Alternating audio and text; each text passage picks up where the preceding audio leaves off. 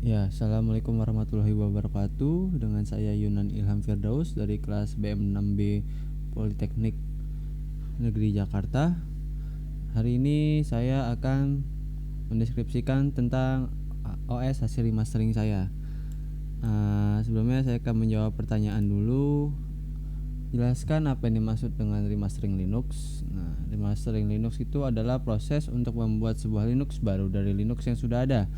Contoh hasil dari remastering itu kayak contohnya ada OSGX yang udah pernah peringkat 2 di lomba penelitian tentang himpunan yang diselenggarakan sama Tanoto Foundation. Ini hasilnya adalah Linux hasil remastering itu mirip dengan Linux indukannya, tapi sudah mengalami beberapa modifikasi. Contohnya tema, tampilan perangkat lunak, terus dan lain-lain deh, banyak pokoknya. Nah, tujuannya itu apa sih? Tujuannya itu adalah untuk memenuhi kebutuhan pengguna yang belum bisa dipenuhi sama OS induknya. Nah, dengan begitu proses atau usaha misalkan menginstal aplikasi-aplikasi yang diperlukan itu tentu akan memakan waktu. Nah, karena dengan remastering ini OS instalasi tersebut nggak perlu dilakukan lagi karena udah dilakukan sama si developer. Nah, kayak OSGX tadi itu dibuat selama belajar di ITB. Nah, itu tuh saya kutip dari innox135.wordpress.com. Nah, lalu yang kedua, keuntungan remaster Linux. Keuntungannya itu yang pertama, kinerja installer lebih cepat. Kenapa? Karena kita nggak perlu install aplikasi-aplikasi lagi yang kita butuhkan, karena sudah terinstall di bundle remasternya. Itu pertama. Yang kedua, sumber dayanya berkurang. Maksudnya gimana? Karena proses instalasi lebih cepat, kita dapat memangkas penggunaan waktu. Dari situ lebih efisien jatuhnya. Nah, dari sana juga optimasi biaya instalasi juga lebih rendah. Kenapa? Karena ya kita nggak perlu keluar paket data lebih untuk download aplikasi-aplikasinya.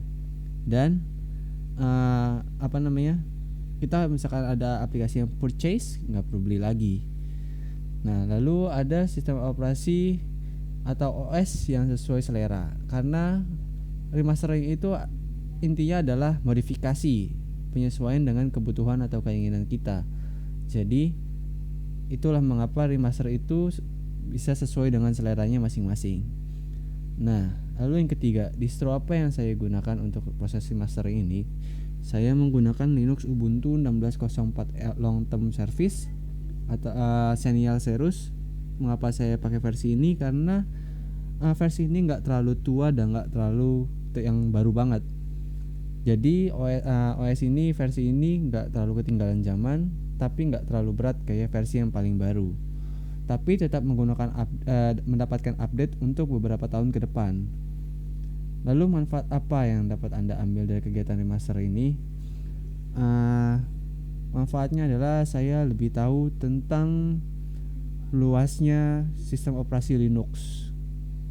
Kenapa? Karena masih banyak potensi-potensi di Linux ini yang belum digali.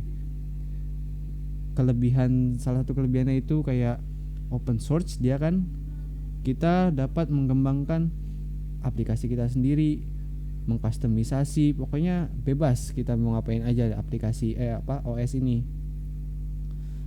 Jadi jelas banyak banget potensinya. Lalu saya akan mendeskripsikan tentang OS saya ini. Pertama kita lihat di setting, kita lihat di details. Nah, sudah BMNux ya,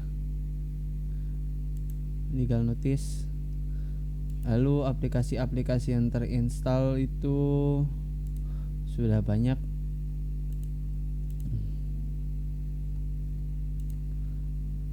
Salah satunya adalah diagram editor. Ini sudah saya install sebelumnya saat proses remaster. Jadi kita nggak perlu install lagi karena sudah terinstall, kita tinggal pakai aja. Lalu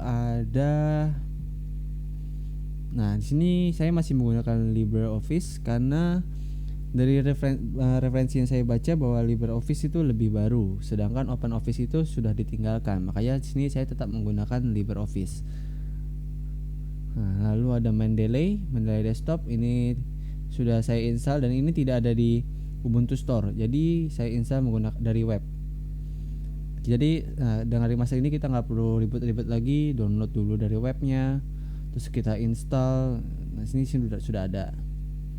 Di sini lalu ada Open Broadcaster. Nah, ini bermanfaat banget buat para yang ingin ngerekam sistem layar screen dia. Biasanya dipakai sama streamer atau sama yang suka memberikan tutorial. Lalu ada Scilab, lengkap ya, ada Scilab CLI dan Scilab Advanced CLI. Lalu ada lagi Tor ini sudah ada. Nah, Unity Tweak Tool nih. Unity Tweak Tool itu sebenarnya untuk mengkustomisasi UI kita. Kita bisa bebas mengganti-ganti tanpa perlu ribet lewat terminal lagi atau secara manual. Kita bisa lakukan semuanya di sini. Mudah banget. Lalu yang terakhir itu sudah ada VLC Media Player. Nah, ini untuk nyetel film, musik sudah terinstall karena sebelumnya sudah saya install. Sudah, mungkin itu saja dari saya, kurang lebih mohon maaf. Jangan lupa like dan subscribe. Dan kalau ada pertanyaan bisa tanya di sosial media di bawah. Terima kasih teman-teman.